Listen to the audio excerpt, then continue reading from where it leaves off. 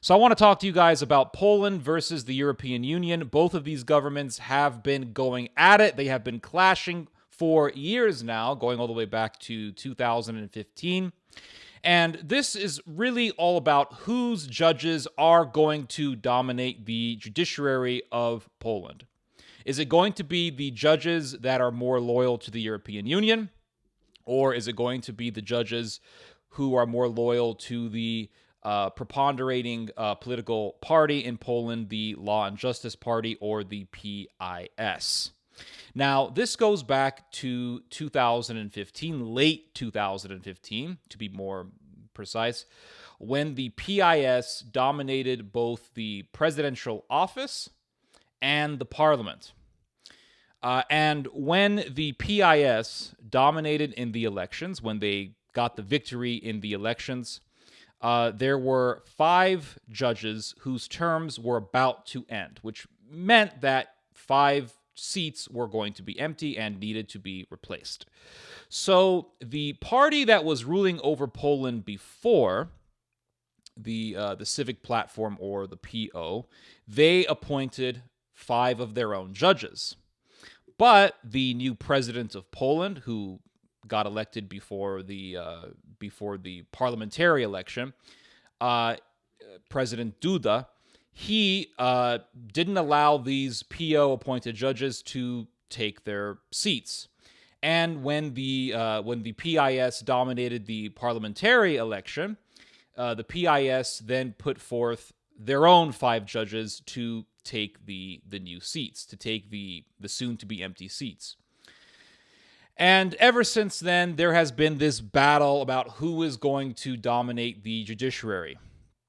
Is it going to be the PIS, or is it going to be those who are against the PIS? And the European Union has been going against the PIS ever since. Brussels, the Germans, they have been against the PIS, the Law and Justice Party. And one of the major points of contention began when the Law and Justice Party lowered the retirement age for judges, thus forcing certain judges to go into retirement. The European Union did not like this at all and pressured the PIS to acquiesce to both international pressure and pressure from Brussels, and the PIS reversed this legislation. Now, the Germans, they have been very critical of Poland. The Danish, the Dutch, they have been all very critical of the Poles, of the Polish government.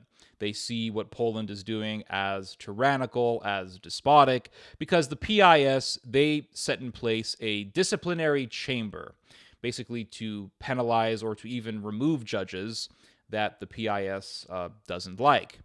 And the European Union sees this as despotism and as a threat to the rule of law. In fact, this contention has become so intense that recently the German government refused to extradite a Polish person who is suspected of being involved in fraudulent activities back to Poland, because the Germans said, well, we don't really trust the Polish system of rule of law. We don't really rely on Poland when it comes to rule of law, so we are not going to extradite these wanted people that the Polish government, Polish prosecutors believe are involved in crimes.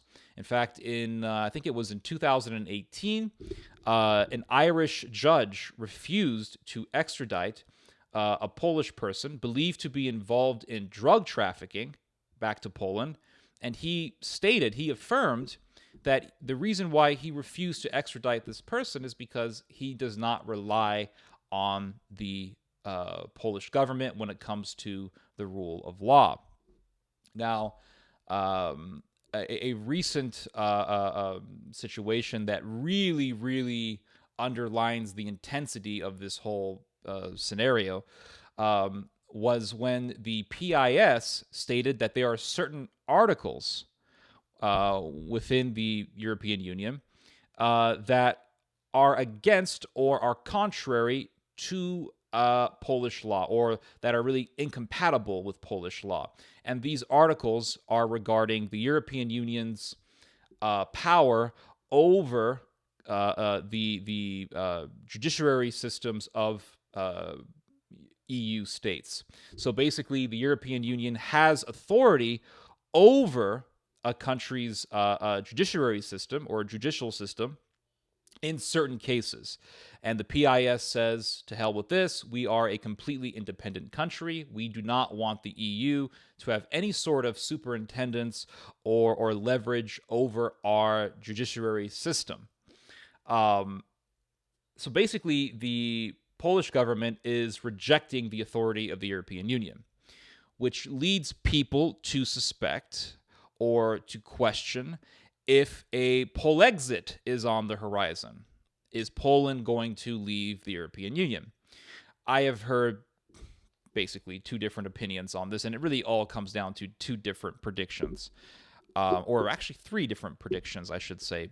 One is that Poland could actually leave the European Union, could sever itself from the EU, and it's very possible, actually. In fact, I heard one opinion from a Dutch politician that a Polexit is unavoidable at this rate.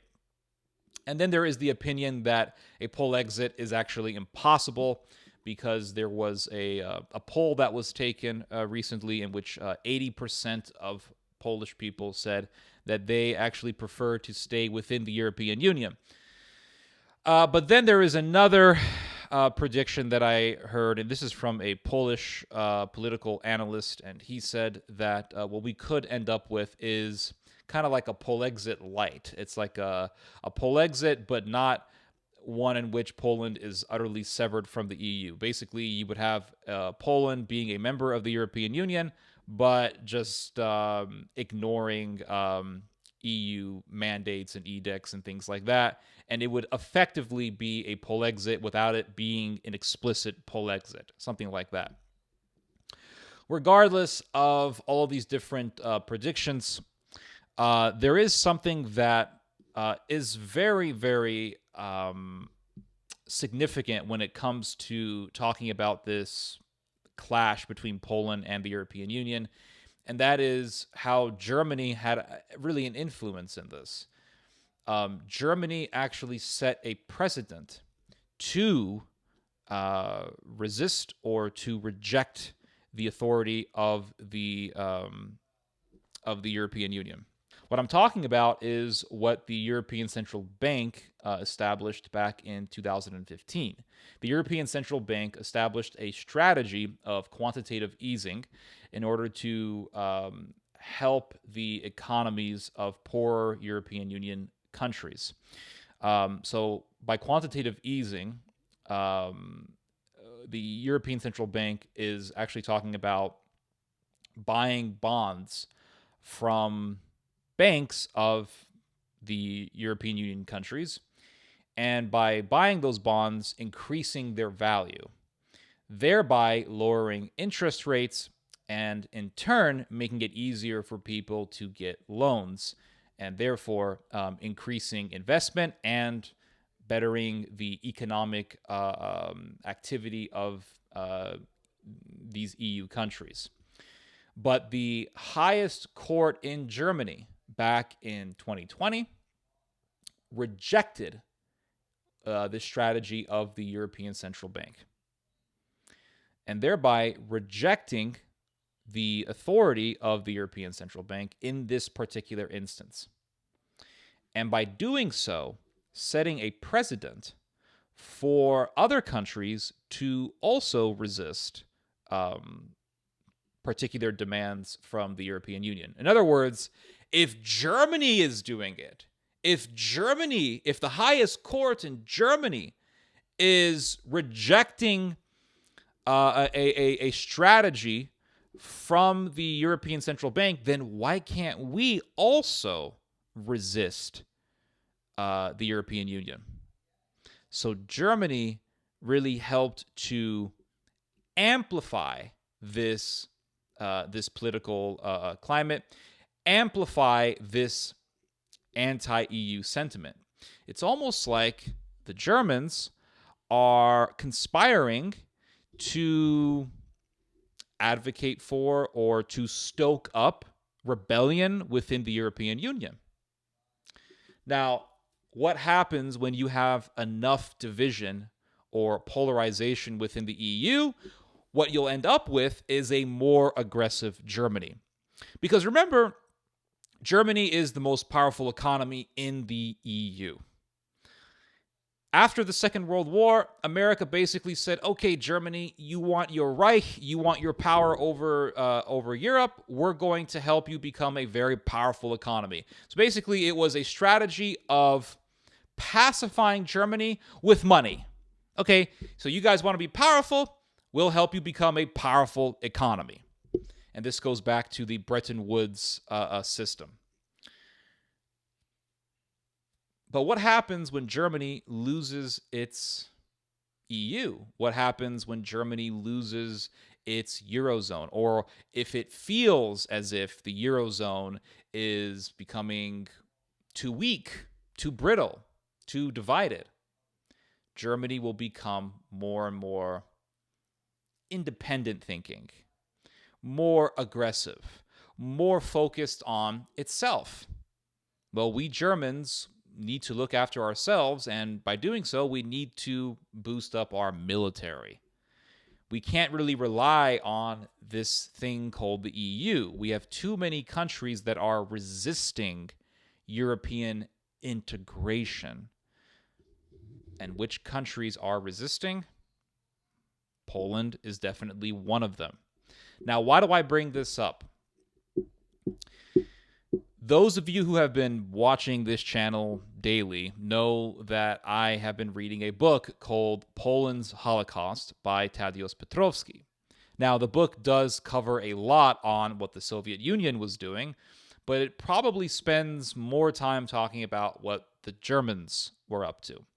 And it talks about how the Germans worked with the Belarusian nationalists, the Lithuanian nationalists, and the Ukrainian nationalists to butcher Polish people. And there was this genocidal aspiration of exterminating the Polish race in order to create Lebensraum, or living space, for the German race. It was racism, to put it simple. And there is a very bloody history of Germans killing Polish people. You can go back to World War I, and you read about how the Germans were planning on removing ethnic Poles from German territory. And this idea, or this aspiration, was brought into fruition during the Second World War, when the Germans butchered millions of Polish people in this objective of exterminating the Polish people. Who rules the European Union? Germany.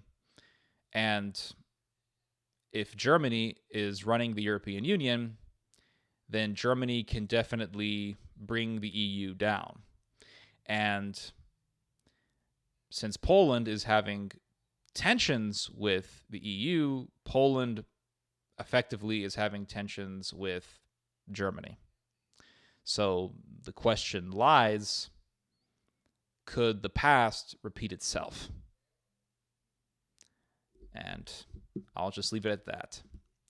Anyway, you guys just heard some theology. God bless.